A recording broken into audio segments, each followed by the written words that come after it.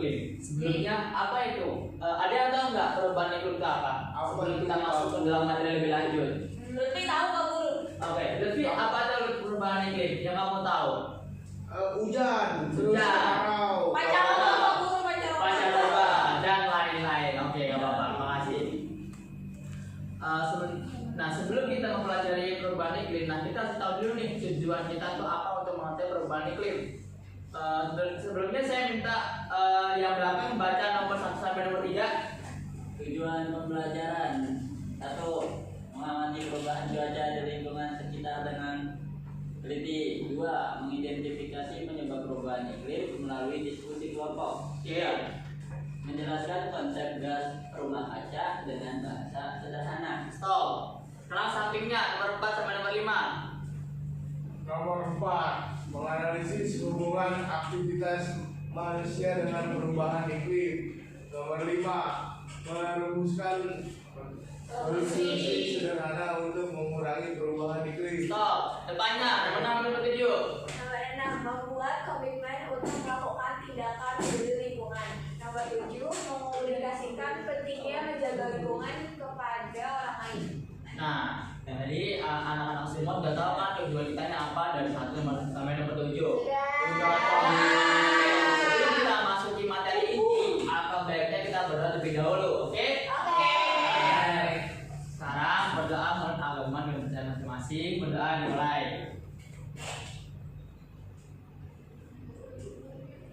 Nah, ada nggak yang merasa hari ini cuaca panas banget? Saya panas banget.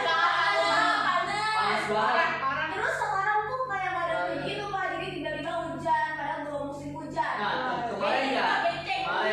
Nanti sore hujan Pak Guru. Nah, itu yang dinamakan musim atau itu dinamakan pancaroba.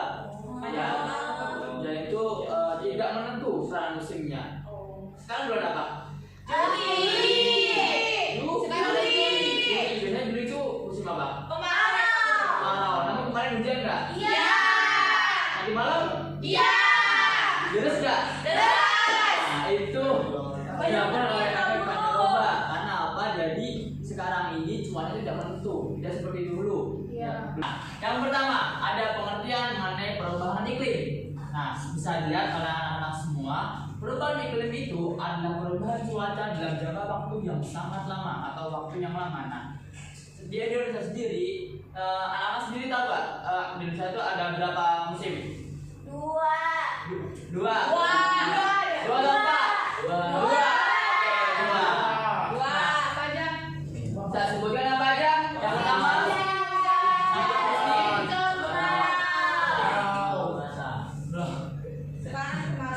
Nah, musim kemarau musim hujan itu biasanya berjarak di antara 6 bulan sampai 6 bulan karena di negara kita, di negara tropis yang dilewati oleh garis khatulistiwa, maka dari itu kita hanya mempunyai 2 musim, berbeda dengan negara-negara di Eropa sana yang tidak dilewati oleh garis khatulistiwa, dan mereka memiliki 4 musim dan mereka disebut subtropis dan kita sebut tropis. Nah, selanjutnya, pasti perubahan itu ada penyebabnya dong, ya nggak? Ya. Nah, penyebabnya itu ada penyebab alami dari alam dan penyebab manusia yang disebabkan oleh kita sendiri, manusia. Kita masuk bukan? Ya. Oke. Coba baca yang pertama bareng-bareng. Penyebab perubahan iklim adalah faktor-faktor yang menyebabkan perubahan jangka panjang dalam suhu dan poleks cuaca bumi. Penyebab ini bisa berasal dari faktor alami maupun faktor akibat aktivitas manusia. Nah, jadi penyebab iklim itu bisa disebabkan oleh 2 faktor. Yang pertama oleh alam itu sendiri, yang kedua oleh penyebab kita sendiri sebagai manusia yang menghuni di tempat itu. Selanjutnya,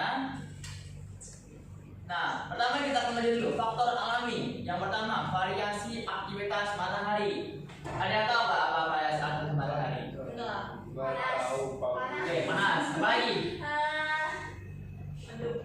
Mendung. Kok matahari? Matahari, ayo matahari. Matahari. Cerah-cerah. Cerah. Nah, sebenarnya nggak kalau matahari yang gitu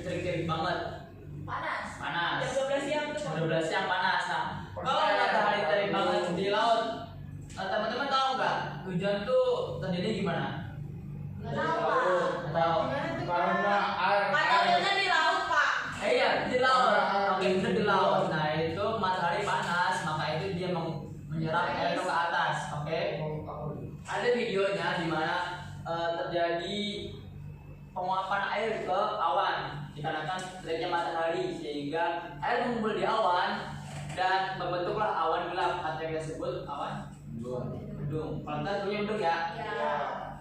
Kalau dalam ilmiah yang membawa air banyak, hujan guntur, itu disebut awan Cumulus. Nah, ini faktor manusia yang disebabkan oleh kita sendiri. Manusia yang menghidupi di suatu tempat tersebut. Yang pertama apa? Bisa dibaca? Emisi gas rumah kaca. Ada yang tahu nggak gas rumah kaca itu apa? Nggak tahu. Rumah Rumah yang baru ada kaca. Gedung-gedung. Nah, itu. Kaca apa? Gedung tinggi apa di Jakarta? Nah, itu bisa. Semua bisa. Nah, dulu memang saya intinya rumah ya banyak kacanya itu bisa mendapatkan efek gas rumah kaca. Mengenai solusi dari perubahan-perubahan iklim atau faktor-faktornya. Yang pertama, mengenai keadaan ramah lingkungan. Kayak gimana, Pak? Contoh tadi teman kita Linda sudah menyebutkan yaitu kendaraan Listrik. dan itu konvensional ya. Ya. Pakai sepeda bisa nggak, Pak? Sepeda bisa. Skateboard mah kan nggak ada dapatnya. Dari itu kalau jalannya kalau jarak pendek sudah alangkah baiknya kita jalan kaki saja. Oke, itu bisa meningkatkan kesehatan ya. Ya. Mengurangi asap lingkungan. Oke. Yang kedua, mengurangi penggunaan plastik dan mendukung daur ulang. Ya. Nah, itu mendukung go green ya mbak. Kita bisa mengurangi sampah plastik, entah dari Ya. botol, makanan ringan. Jadi kita bisa menggunakan bekal makanan ataupun tumbler untuk isi ulang air minum. Oke. Dan kalau kita menggunakan sampah plastik, sebaiknya kita membuang sampah di tempat sampah dan yang seharusnya. Kan biasanya kan sampah plastik. Ya. Tahu? Tahu. Itu kan kalau di sampah non organik itu biasanya tersedia oleh plastik dan sampah itu pasti akan didaur ulang oleh pemerintah. Nah, yang ketiga ada Menanam pohon dan menjaga lingkungan sekitar tetap hijau. Jelaskan kan kalau ada penambangan pohon pasti diukur tersebut pasti ada pengembalian. Nah, itu disebut apa? Tahu nggak teman-teman? Reboisasi.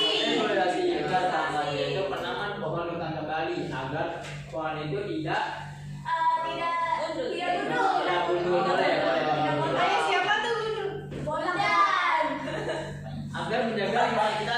Nah, selain pohon kita bisa menjaga lingkungan kita tetap hijau seperti menanam tumbuhan di depan rumah, berkebun. Nah, itu bisa mengurangi karbon dioksida. Kan tumbuhan kan menyerap CO2 kan? Ya. Pak Guru kalau nggak punya lahan gimana?